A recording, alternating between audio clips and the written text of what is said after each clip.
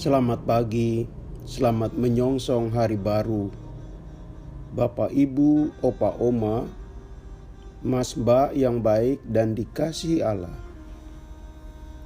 Puji syukur dan terima kasih yang tulus kepada Tuhan, Allah kita. Kita masih diberi kepercayaan untuk menikmati kasih-Nya di hari baru ini. Firman Tuhan hari ini diambil dari Kisah Para Rasul 27 ayat 23 sampai 24. Tadi malam seorang malaikat dari Allah, yaitu dari Allah yang aku sembah sebagai miliknya, berdiri di sisiku. Dan ia berkata, "Jangan takut, Paulus. Engkau harus menghadap kaisar, dan sesungguhnya oleh karunia Allah, maka semua orang yang ada bersama-sama dengan engkau di kapal ini akan selamat karena engkau." Saudaraku, apakah Anda pernah punya pengalaman naik kapal laut? Khususnya naik kapal laut di lautan bebas menuju suatu kota atau pulau tertentu. Jika pernah, Anda tentu bisa merasakan pengalaman naik kapal itu dan membayangkannya. Kapal itu berjalan membelah laut dan membawa Anda dan penumpang lain menuju tempat tujuan. Saat laut tenang dan angin berhembus sepoi-sepoi, sungguh perjalanan naik kapal itu bisa sangat menyenangkan. Kita bisa menikmati laut biru yang bening, melihat matahari terbenam, dan menonton burung-burung camar yang terbang ke sana kemari. Beruntung bila bisa melihat ikan lumba-lumba berenang, suatu pemandangan atraktif. Sebaliknya, saat kita naik kapal dalam cuaca buruk, angin bertiup kencang, disertai hujan lebat, ombak dan gelombang besar menerpa kapal serta udara sekeliling kapal yang gelap sekali. Saya yakin perjalanan itu menjadi perjalanan yang menakutkan. Semua hati para penumpang merasa ciut ketakutan. Orang bisa tak putus-putus berdoa kepada Allah agar cuaca buruk cepat berubah. Semua berdoa supaya kapal bisa berlayar dengan aman. Saudaraku, seperti itulah situasi kapal yang ditumpangi Rasul Paulus saat menuju ke kota Roma. Nah, di tengah perjalanan itulah kapal yang ditumpanginya diterpa ombak besar, angin puting beliung. Saking besarnya ombak, sehingga kapal yang ditumpangi Rasul Paulus diombang-ambing. Jelas para penumpang jantungnya berdebar cepat,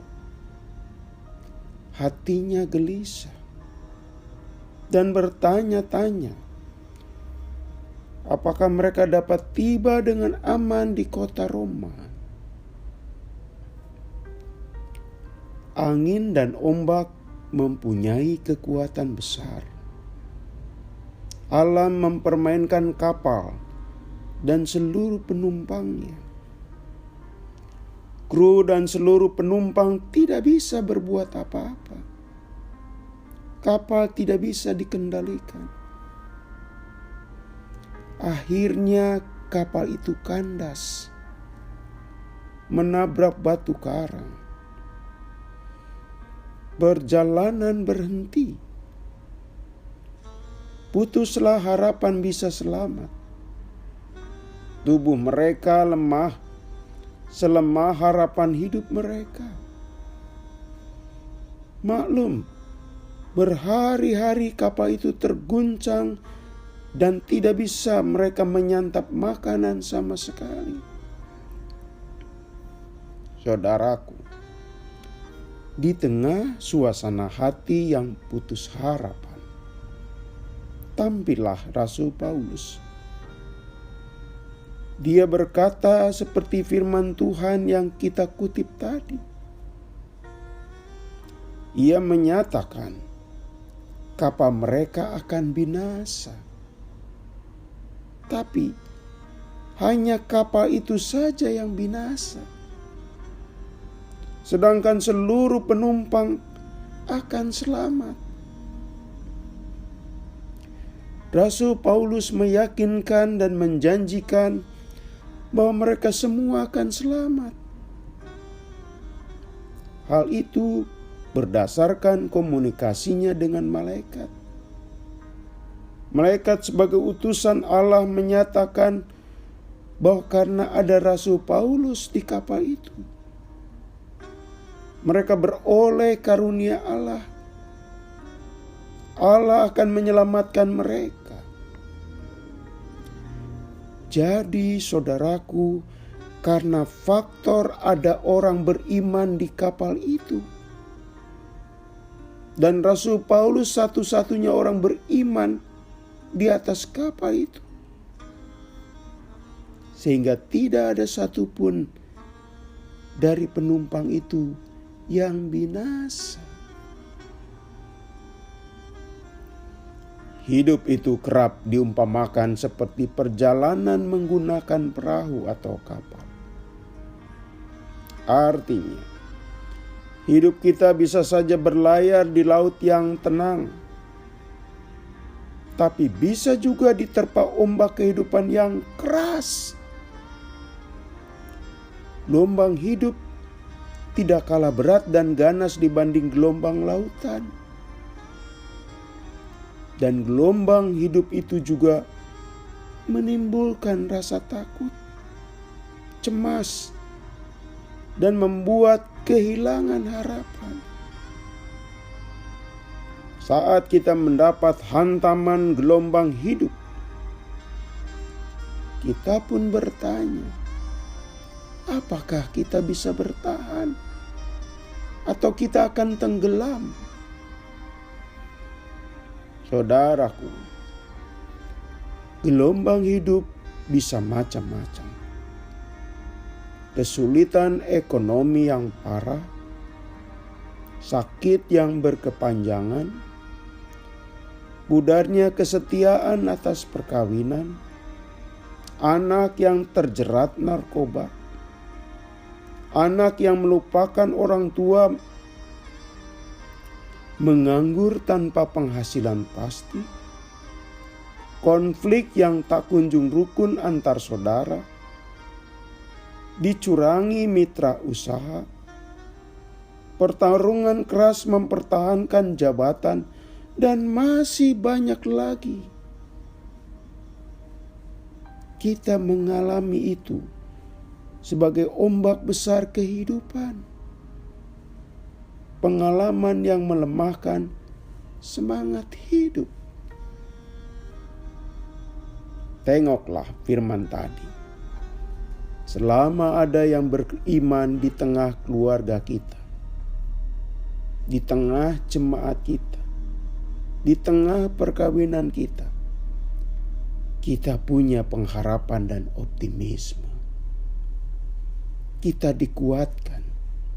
Hidup kita tidak tenggelam. Allah sendiri yang melakukannya. Allah hadir lantaran ada orang beriman. Karena itu, orang beriman perlu ada dan harus ada dalam kehidupan kita. Itulah modal kita. Tanpa ada orang beriman di tengah keluarga kita, masyarakat kita, dan bangsa kita, ganasnya ombak kehidupan bisa menenggelamkan perahu kehidupan kita. Kita bisa binasa. Syukurlah saudaraku, Allah sahabat orang beriman, dan Allah selalu dekat dengannya.